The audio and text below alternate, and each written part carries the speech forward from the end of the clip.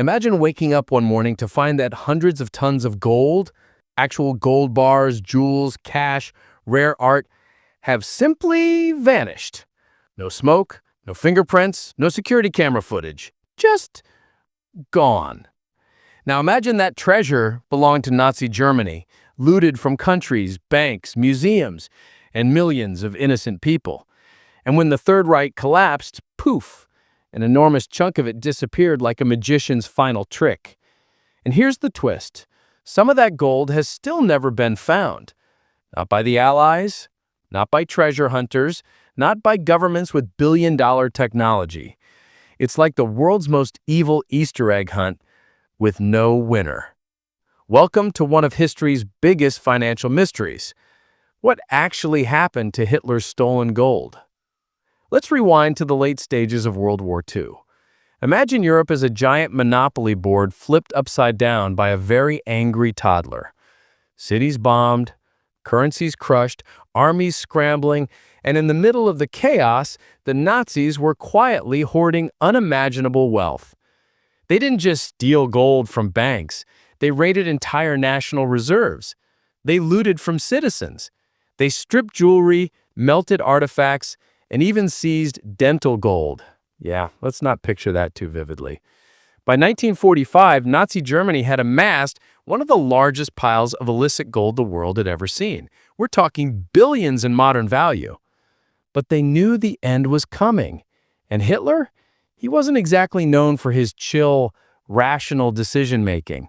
So high-ranking Nazis began scrambling to hide this treasure in the mountains, deep underground, in mines, lakes, castle vaults, anywhere that didn't have a giant "drop bombs here" sign on it. In April 1945, American troops stumbled upon what looks like something straight out of Uncharted or Indiana Jones. While searching the Merkers salt mine in Germany, they uncovered something staggering.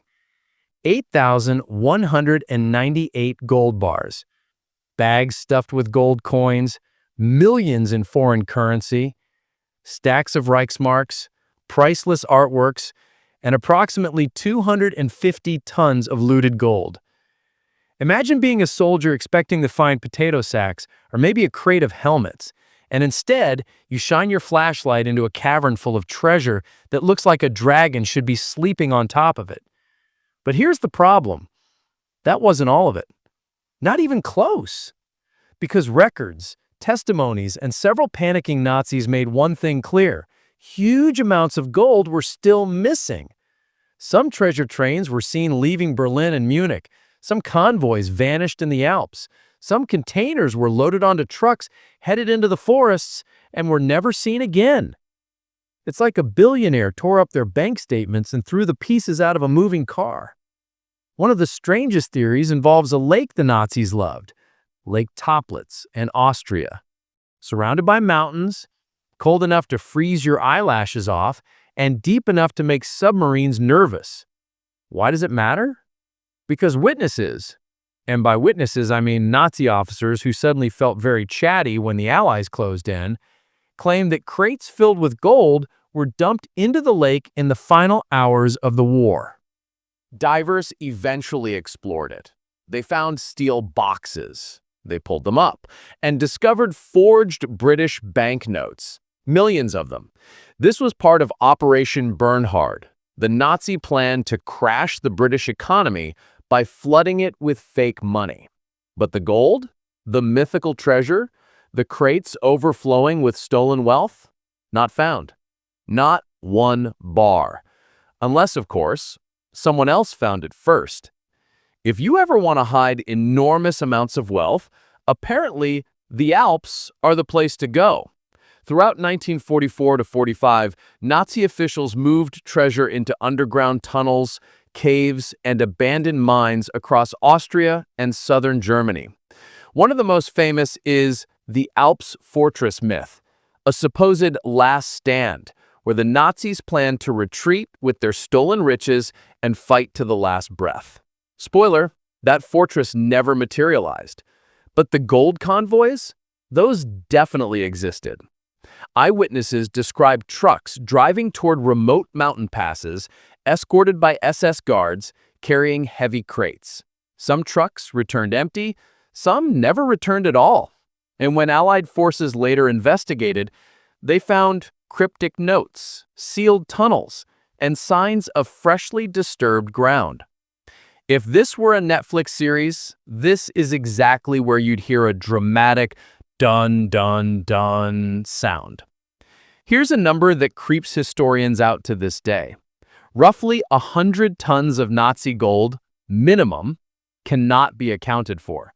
Not 100 pounds, not 100 bars, 100 tons. To give you perspective, that's the weight of 14 elephants or half a blue whale or all your regrets if you bought Bitcoin at the top. So where did it go? Hidden by retreating SS officers? Smuggled to neutral countries? Pocketed by corrupt officials after the war? Still buried under ice and rock, waiting for some random hiker to trip over it? We don't know.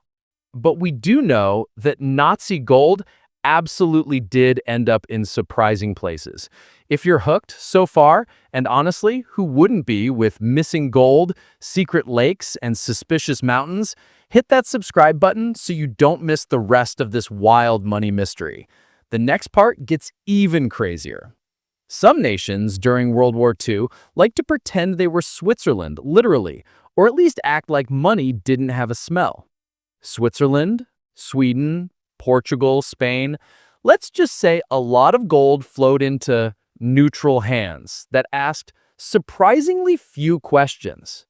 The Swiss National Bank alone received hundreds of millions in gold from Nazi Germany. Some of that gold was legitimate payment for goods, but a significant portion almost definitely stolen. But here's the twist that stings.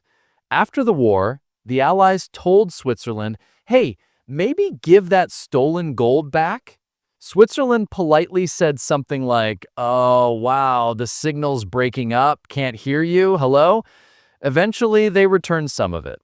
But historians believe a massive chunk was never traced. Here's where the story gets darker and more cinematic. Some Nazi officials fled Europe using rat lines, secret escape routes to South America. And they didn't leave empty-handed. Witnesses in Argentina, Brazil, and Chile reported ex-Nazis buying estates, mansions, and ranches with suspiciously abundant cash. Some even made large gold deposits into local banks, which, yeah, raises eyebrows. If you fled across the ocean with nothing but a suitcase and a dream, how did you suddenly buy a 20-room villa? Unless, of course, you didn't just pack a toothbrush. You packed gold. Let's follow the trail of a few specific individuals, because this is where the story turns from financial mystery to, wait, how is this real life?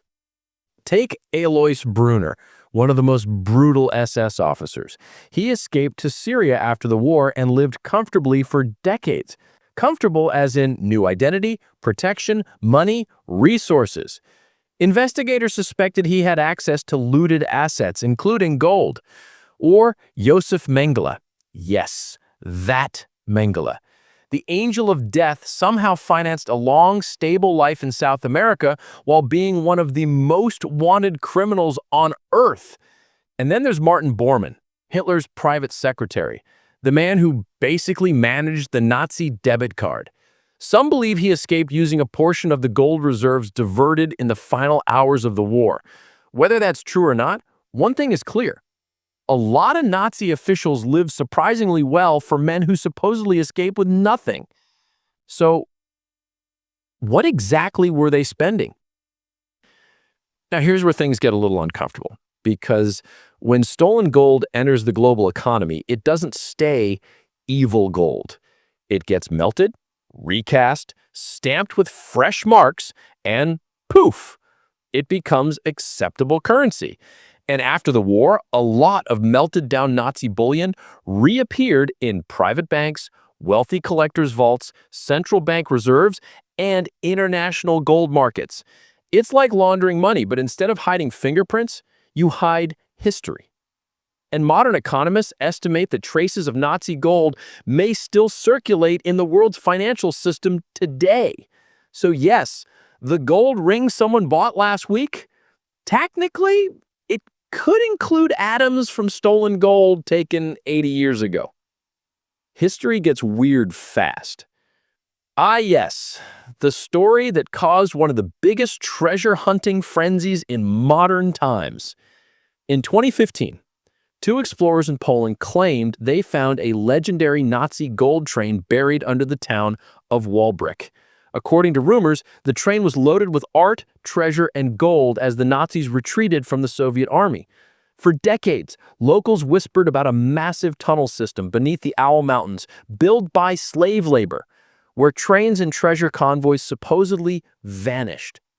When the 2015 claim made global news, the world flipped out. Geologists scanned the tunnels, excavators dug, the media camped out, and then nothing. No gold, no train, no treasure. Just disappointment, and a reminder that sometimes history trolls us. But the fact that governments, treasure hunters, and geologists took it seriously proves one thing. Missing Nazi gold is not just a myth. It's a legitimate mystery. Let's take a step back and ask, why do we care where this gold went? Because finance isn't just numbers. It's power. It's consequences. It's entire countries changing course. The Nazis destabilized Europe economically not just through violence, but through massive wealth extraction. Central banks collapsed, families lost generational wealth, entire national reserves were reduced to scrap metal. When gold vanished, so did hopes of rebuilding for countless communities. After the war, the Allies created the Tripartite Commission for the Restitution of Monetary Gold, basically the world's biggest lost and found department, to recover stolen gold and return it to rightful nations. They did return a lot, but the missing 100-plus tons? That's still a hole in history's balance sheet. Now, let's zoom back to southern Germany, specifically the Obersalzberg region, Hitler's personal paradise. The underground tunnels were massive, some so deep they felt like dungeons built by someone who really, really loved concrete. What did the Allies find there? Stashes of gold coins, boxes of rare art, precious jewelry, foreign banknotes, and secret safes welded shut. But again, that wasn't the full amount. Not even close. Several testimonies reveal that a last shipment left the area as the war collapsed. Some say it went toward the Austrian border. Some say it never arrived at its destination. Historians believe large caches still lie hidden in the region, buried so deep that unless someone detonates half a mountain, they'll stay lost forever. Here's a curious piece of financial trivia. After the war, the newly formed West German government mysteriously had more gold reserves than expected. Not suspicious at all, right? Some economists suggest that unaccounted for Nazi gold might have been quietly absorbed into West Germany's booming post-war economy. Others argue that's a conspiracy theory with no real proof. But then again, when you have missing gold, missing documents, and missing officials, let's just say the math doesn't add up neatly. Now this one gets spicy.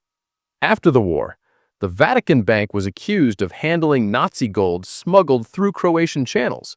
Lawsuits emerged. Survivors demanded answers. Investigators tried to trace the transactions.